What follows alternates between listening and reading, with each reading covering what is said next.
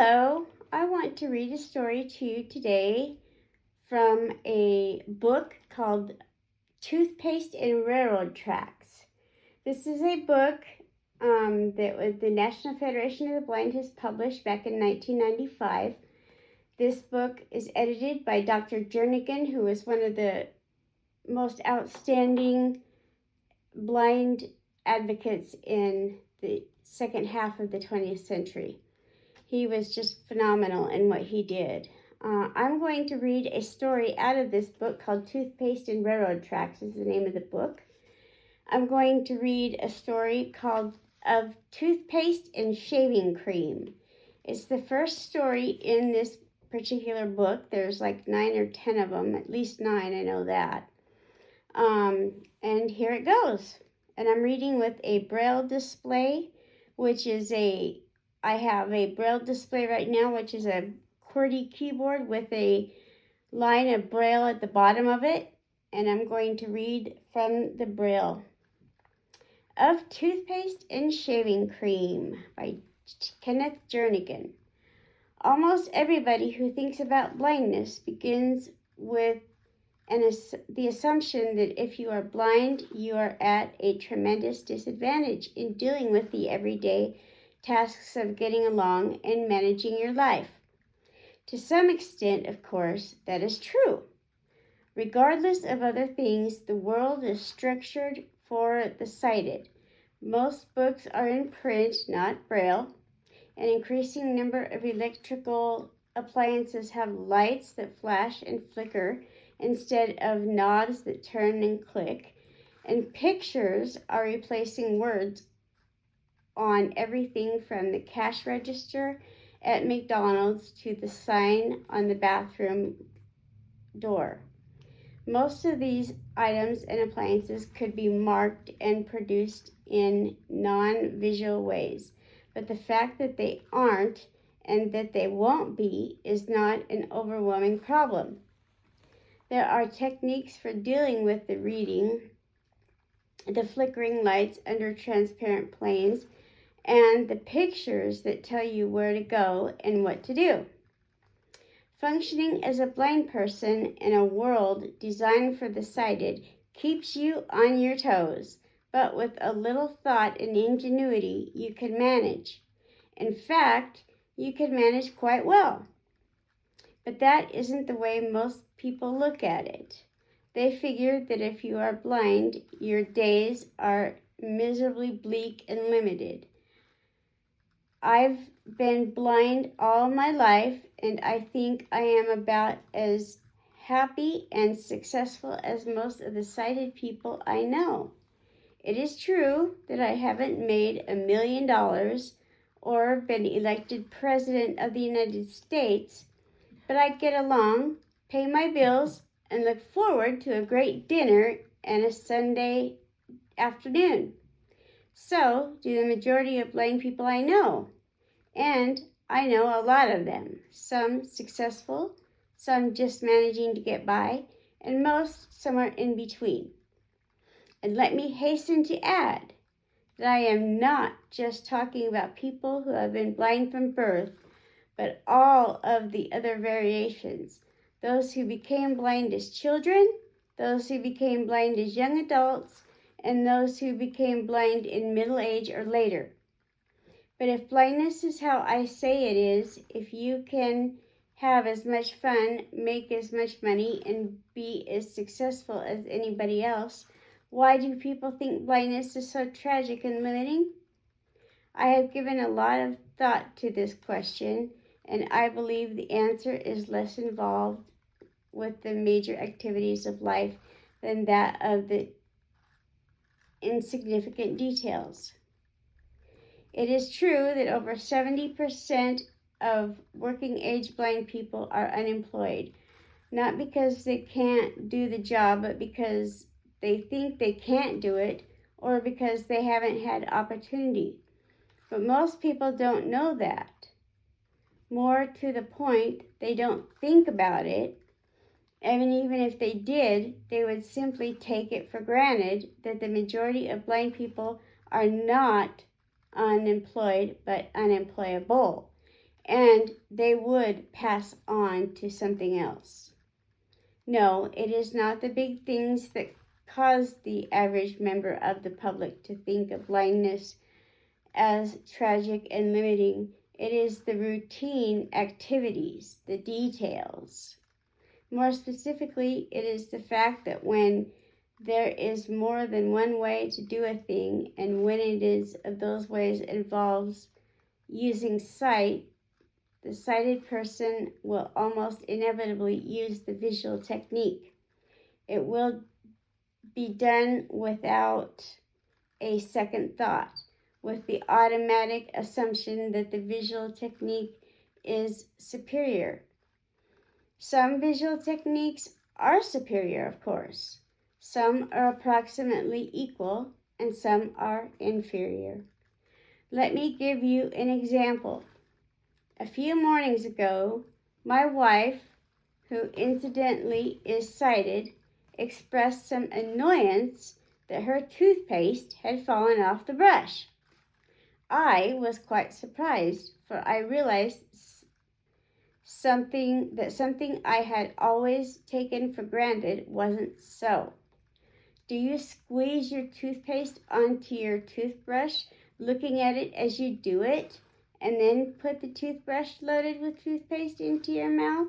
I asked. Why, yes, she said. Doesn't everybody do it that way? I don't, I said. I put the tube up to my mouth, bite off what I want, and then put the brush on my teeth and go at it. My wife was as surprised by my technique as I was by hers. It makes sense, she said. I'll try it. She did, and she said how much more efficient my technique was than the visual method she had been using. About a week later, I asked her if she was still using my toothpaste technique, and she rather sheepishly said she wasn't. When I asked her why, she thought about it a minute and then said, I guess I'm so used to looking at it that it's just too hard to change. Here's a case where the non-visual technique is clearly superior, but where the visual method is automatically used even though it is not as good.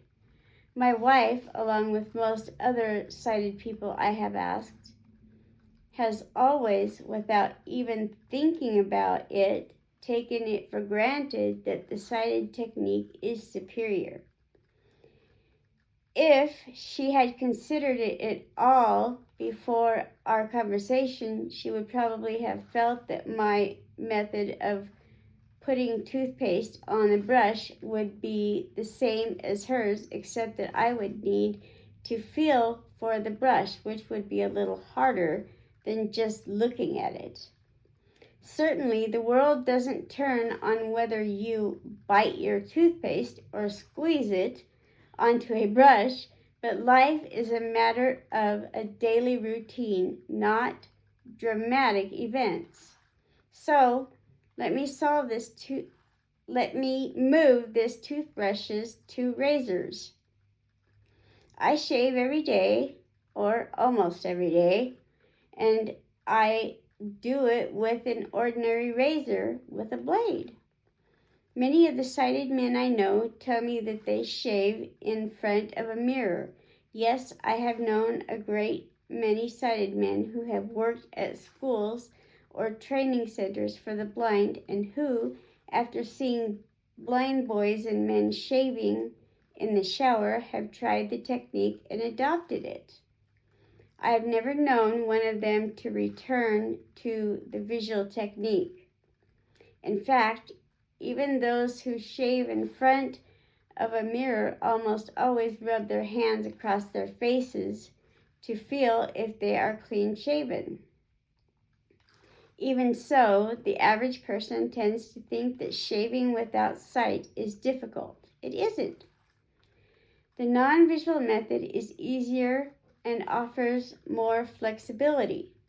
Like most men who shave with a blade, I use shaving cream, the kind that comes from a can under pressure and makes a big pile of foam. Since I have to wash my face anyway, I combine the operation with shaving. I get my face, including my forehead, wet, and I then spread shaving cream all over it. When I am finished, I rinse and am done. A few years ago, when I was making a television announcement for the National Federation of the Blind, I thought it might be interesting to demonstrate different techniques used by blind people.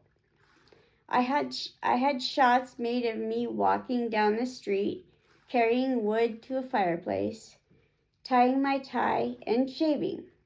As the TV editors looked at the pictures, everything was all right until they came to the shaving sequence.